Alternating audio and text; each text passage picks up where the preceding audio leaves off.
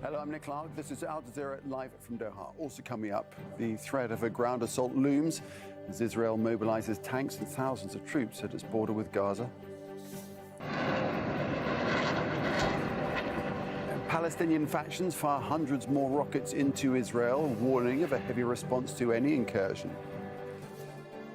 Ethiopian peacekeepers apply for asylum in Sudan, telling Al Jazeera they fear for their lives.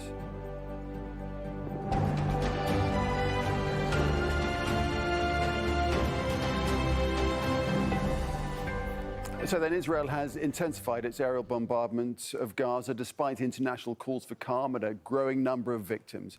Overnight, jets, tanks and artillery hammered the besieged territory, killing a mother and her 3 sons.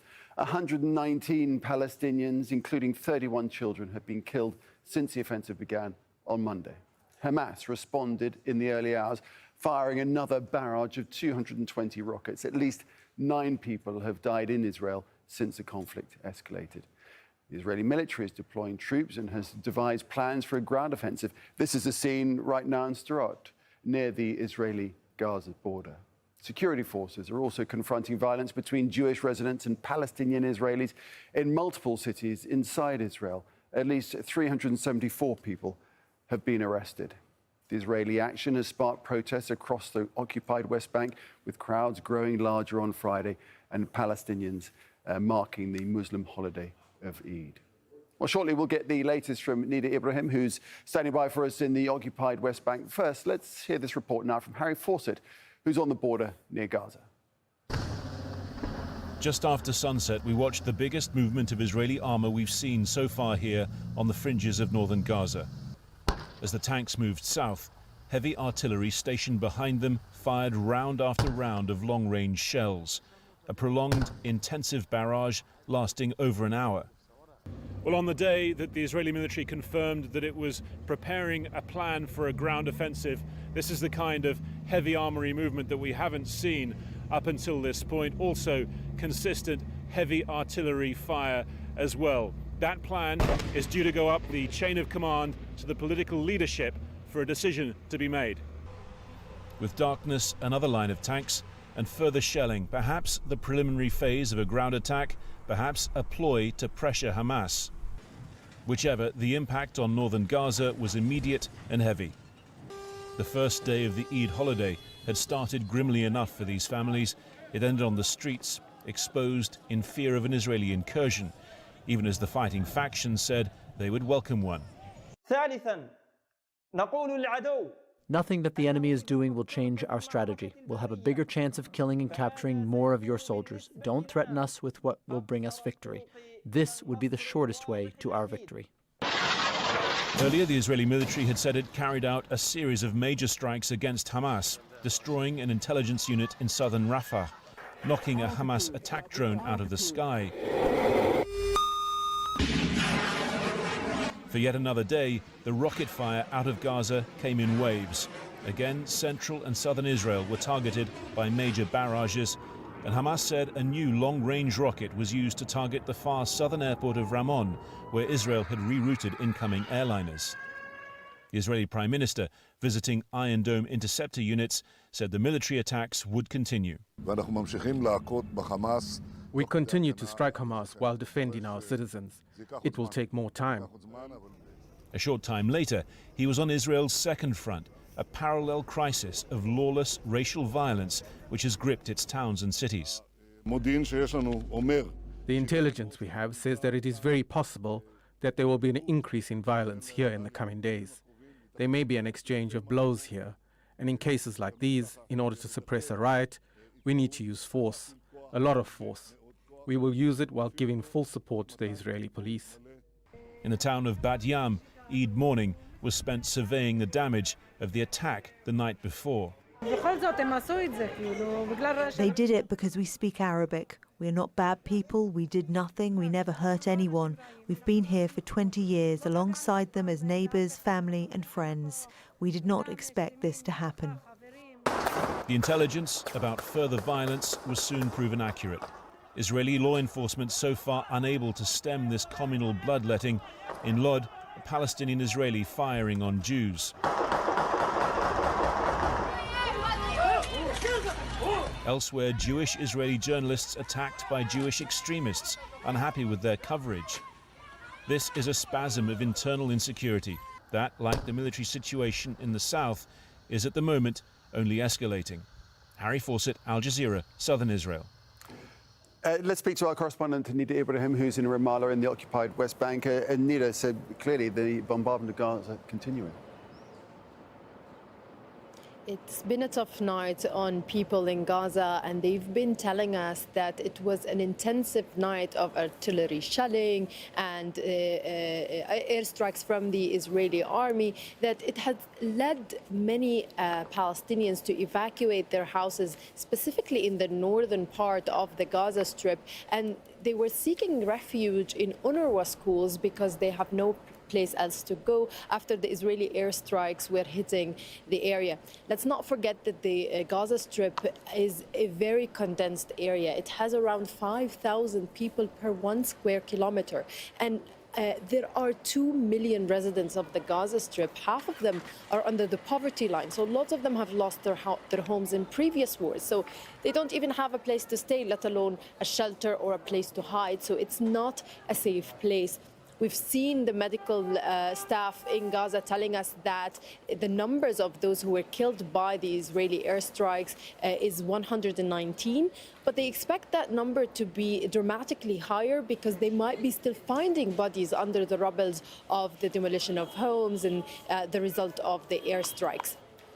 In general, the Israeli army says that since the beginning of this round of escalation on Monday, the militant groups in Gaza have fired more than 2,000 rockets, and many of them have been intercepted by the Iron Dome. And the army says that the system in general has been able to intercept anywhere between 85 to 90% of the rockets. Now, there are talks about a ground invasion, and to that we've just heard from a senior Hamas leader in the outside. His name is Saleh Al-Aruri, and he said that this is where the ground invasion is the square where the resistance excels and the occupation has a catastrophe. This is a quote from Saleh Al-Aruri, who is threatening Israel that the militant factions will be even more harsh on the Israelis when there is a ground invasion. Nida, what's the feeling in the occupied West Bank where you are about the growing spread of intercommunal violence? A lot of Palestinians want to use this opportunity that they see that the world is watching what's going on about their daily lives under occupation. Let's not forget that this is not something new. The continued Israeli measures on the ground when it comes to illegal Israeli settlement building in the occupied West Bank, including East Jerusalem, or the restriction on movement, or the whole fact that Palestinians cannot have a state of their own. They're being occupied by a military power. So they're seizing this opportunity on social media, which has become a new battleground for them. They want to show the world how their lives are under occupation. And they also want to go to confrontation points. We've seen calls for protest after the Friday prayers, asking Palestinians to go to Israeli military checkpoints, to illegal Israeli settlements, and try and show their anger and frustration at the Israeli occupation. At the same time, Palestinians would tell you that they are frustrated that the Palestinian Authority is almost silent at what's going on. They don't believe that what the Palestinian Authority is doing to counter the occupation is enough. But Palestinian officials have been telling us that they are sticking to diplomatic approaches. The Palestinian President Mahmoud Abbas has been speaking with lots of world leaders. He had a call yesterday with the U.S. Secretary of State, including the French President, the Pakistani and Iraqi Prime Ministers. So he is sticking to a more diplomatic approach, which the Palestinians on the street might not be appreciating in the fight against occupation. Nida, thanks for that. We'll leave it there for the moment. Nida Ibrahim there in Ramallah. Let's hear now from Hussein Yabish, who's a senior resident scholar at the Arab Gulf States Institute. And he says much of the current escalation is following a historical pattern, but there is one notable exception. What is changing is the behavior and attitude of the Palestinian citizens of Israel. Because the green line is gone, because the idea of a Palestinian state is kind of gone, and because the Israeli government and settlers pretend as if there is no green line, I think the Palestinian citizens of Israel are taking that under consideration. Why should they pretend there's a green line if there's no more really a hope of a Palestinian state? So they, I think, are integrating much more with other Palestinians. At the same time, though, you see their parties doing better, emerging as the United List is the third biggest bloc in the Knesset, and Mansour Abbas was negotiating with Netanyahu, and now he's negotiating with Lapid and Bennett as a possible kingmaker. I don't know what the violence does to his chances, could go either way.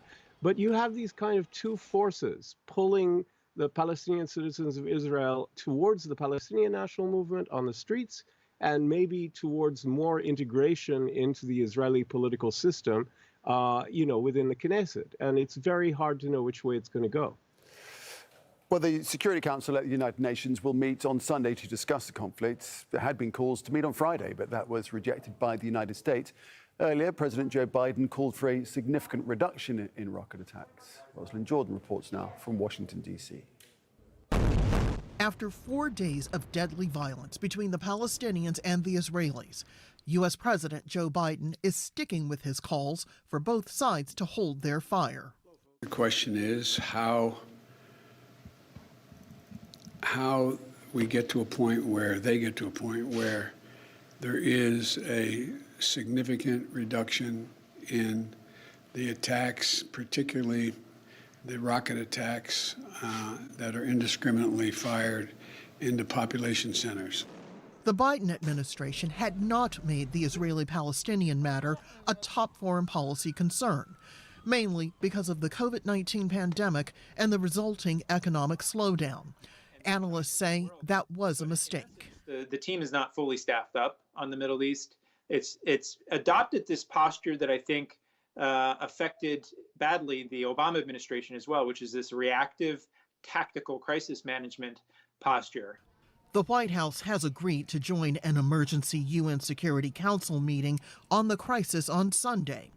In the meantime, it has sent a State Department official to Tel Aviv to urge Israeli and Palestinian officials to declare a ceasefire, a point underscored Thursday by U.S. Secretary of State Tony Blinken. But we are deeply concerned with the loss of life among civilians, especially among children. Palestinians have a right to live in security. And to live in peace, just as Israelis do. And so we are working hard to encourage all sides to stand down. Meanwhile, in Congress, strong bipartisan support for Israel, but from Democrats, a show of support, too, for Palestinians caught in the fighting. There's a respect for meeting the needs of the Palestinians, but there is a Palestinian power struggle, and this is about Hamas. So I wouldn't just label it Palestinian, I would say Hamas. And Hamas is threatening the security of people in Israel. Israel has a right to defend itself. From Republicans, accusations the U.S. has indirectly endangered Israelis by trying to pursue a new nuclear deal with Hamas's primary supporter, Iran. It's difficult to believe an American president would consider removing terrorism or missile-related sanctions at the very moment Iranian rockets are raining down on Israel. A sign of how challenging it will be for the Biden administration to manage this sensitive part of its foreign policy. Rosalind Jordan, Aljazeera, Washington. Well, still ahead here in Aljazeera, several Indian states look overseas to buy COVID-19 vaccines.